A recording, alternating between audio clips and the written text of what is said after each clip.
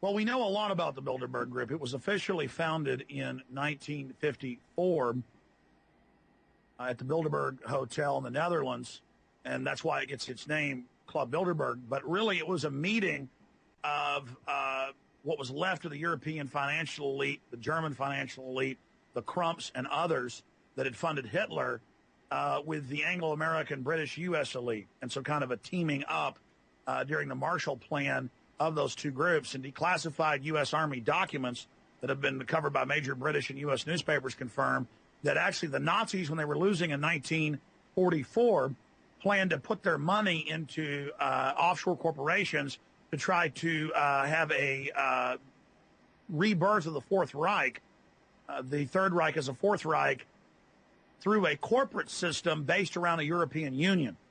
And so it's on record that the Nazi Prince Bernhard of the Netherlands, consort to the Queen Beatrix, actually set up the Bilderberg Group meeting officially in 54, but it was set up really before that. And so it is an international group. Many of their minutes have been released, stolen by the press, but the Bilderberg Group has recently even given interviews.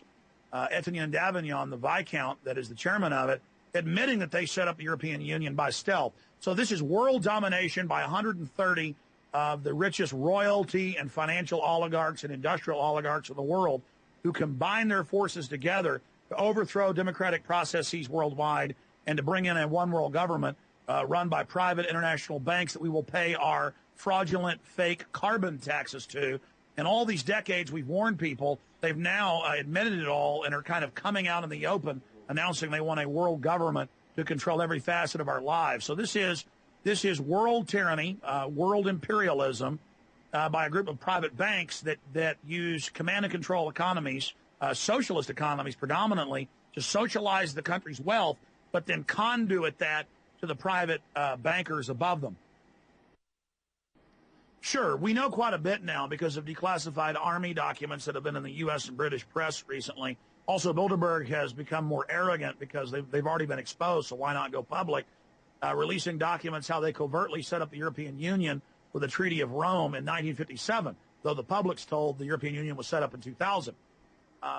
The Bilderberg Group is 130 royalty, bankers, heads of industry, who've been officially meeting since 1954, and their stated goal is to set up global governance or world government based around a European Union in allied operations with the Anglo-American establishment based in the United States and England. And in 1954 was the first official meeting, but it's been declassified in U.S. Army documents that the Germans knew they were going to lose by 1944. So they decided to put their hundreds of billions of dollars of stolen loot into dummy corporations to then set up a European Union in the near future. And so the Bilderberg Group is a merger of Nazi assets with the Anglo-American establishment for world domination against Russia, China, Central and South America, and Asia and Africa. And this is what the globalism is, what the New World Order is. So they're bankrupting the world economy by design, and we had sources inside Bilderberg this year that confirmed this. They're bankrupting the world economy by design, lowering oil prices by design to bankrupt Saudi Arabia, Russia, Venezuela. And by the way, George Soros, since we broke this months ago, has bragged at Davos that, oh, yes, they've lowered oil prices to bankrupt things. So they're very proud of this to exacerbate the world depression so they can then pose as the saviors, bringing in a new financial architecture, giving themselves even more power with a new bank of the world that we will pay our carbon taxes to. So this is a hellish system. It's not free market. It is private oligarchs who are tired of having to work through governments they control, openly setting up a world government of their own, and then having the governments that they bought and paid for sign on through treaties as signatures to that system. And Bilderberg 2009 had the greatest security that we've ever seen. Bilderberg 2009, they arrested dozens and dozens of private citizens just walking down the beach.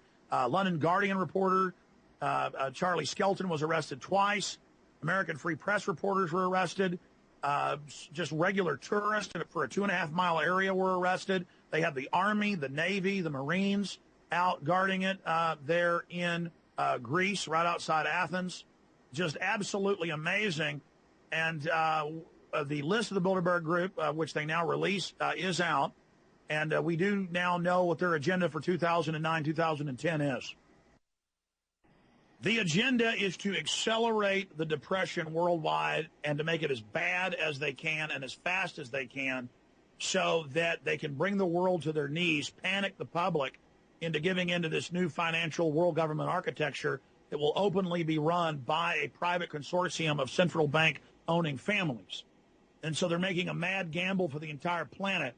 They also want to set up a World Health Organization as a global health department with control over every nation.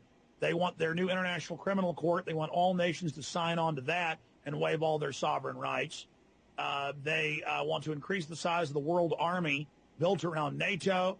They want to smash the anti-Libsyn treaty movements because every time Europe gets a chance to vote, which they normally don't against the Euro expansion, they say no. So they're very upset that France has said no.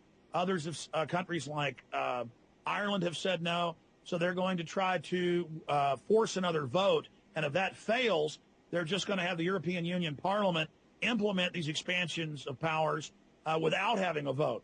So we see Europe literally just descending into the depths of fascism, literally from the ashes of the Third Reich. We see the rising of a Fourth Reich, which is a bizarre mutation and a hybrid between the British Empire, the U.S. Empire, and the Nazi Empire.